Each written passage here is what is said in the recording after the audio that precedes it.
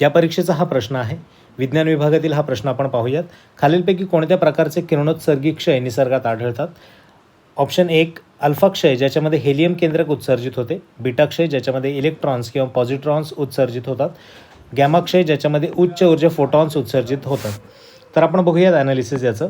ज्यावेळेस अल्फा क्षय होतं तेव्हा आपल्याला अणु क्रमांक 2ने कमी आणि अणुवस्तुमानांक 4ने कमी झालेला पाहायला मिळतो, म्हणजेच हेलियम केंद्रक उत्सर्जित होते असं आपण म्हणू शकतो. स्टेटमेंट 1 बरोबर आहे.